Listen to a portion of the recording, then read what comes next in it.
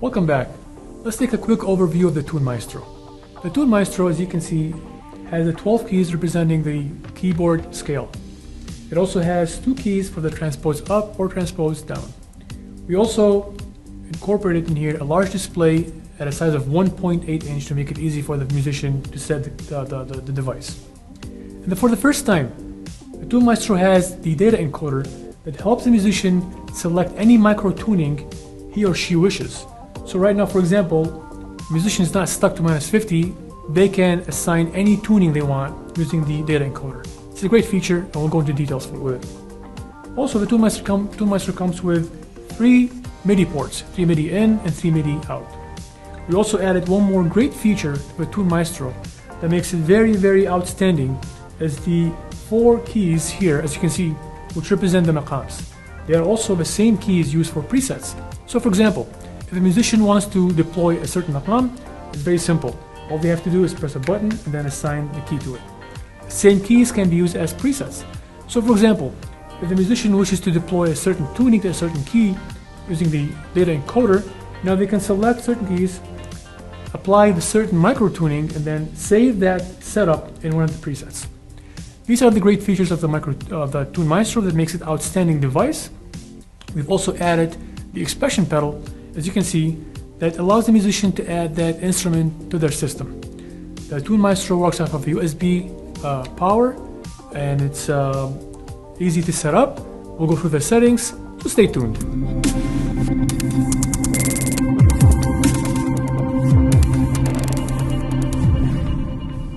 Welcome back, ladies and gentlemen. Let's go through the setting process of the Tune Maestro. As we had mentioned to you, the great features of the Tune Maestro are actually a number of them, and we'll go through each one of them. But before we do that, we have to set it up that it's usable on the keyboards that are connected to.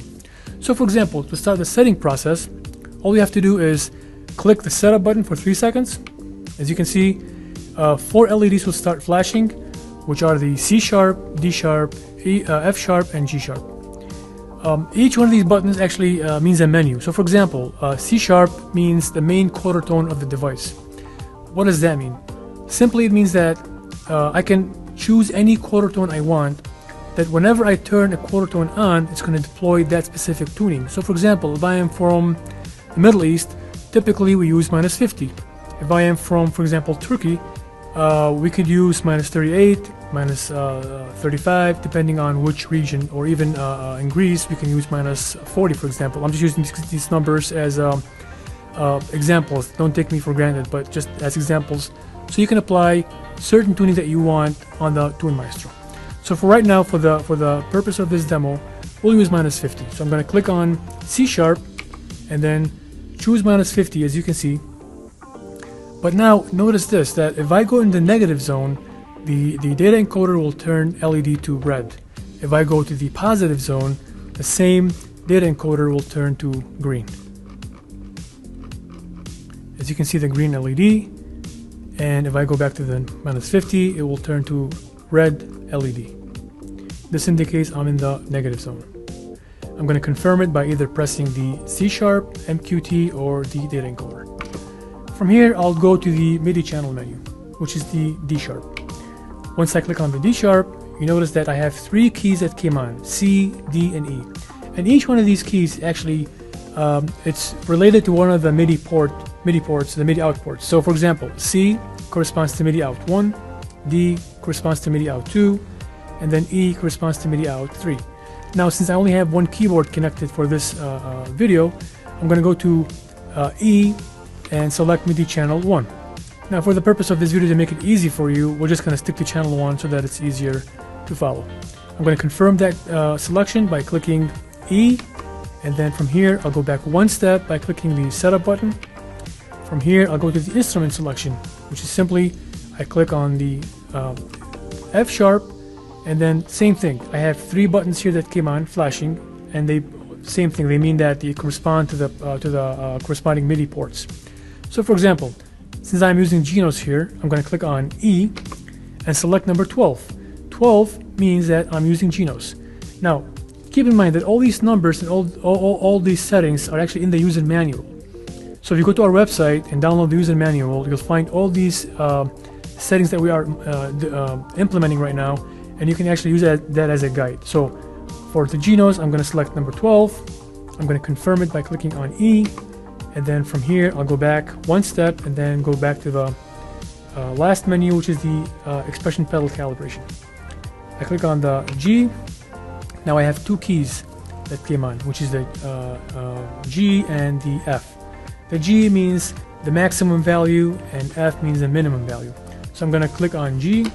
I'm going to press the pedal all the way up, which indicates maximum volume. I'm going to confirm it by clicking G again, and then I'm going to go back and calibrate the minimum value by clicking on F first.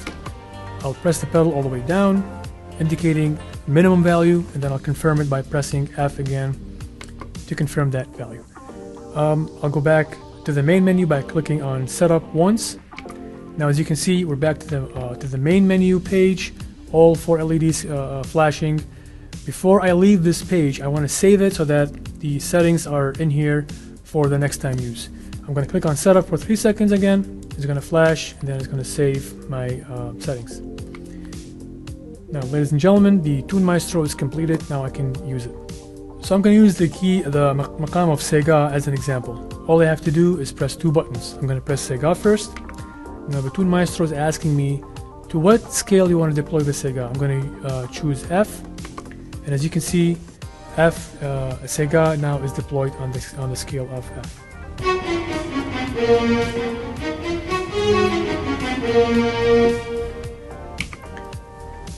Moving on to the next feature would be the presets. The benefit of a preset is it makes the life of a musician very, very easy, and they can recall any settings they want to recall once they insert it into the Tune Maestro. So for example, let's take a live example. I'm going to deploy a number of microtones to a number of keys here, and then I'm going to save them to one of the presets that I select. For example, I'm going to deploy minus 65 to the key of A. I'm going to click on it for 3 seconds. It's going to start flashing, and I'm going to go minus 65.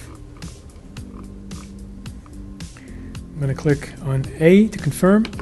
I'm going to click on E, and I'm going to say, for example, plus 30, just for the purpose of the example. I'm going to confirm by clicking on E, and then I'm going to do the last key, which is C sharp, and I'm going to say, for example, plus 50. Now, this scale doesn't mean anything. I'm just using it as an example to show you how I can deploy certain settings and then save them in one of the presets. So I'm going to go to 30 and then confirm it.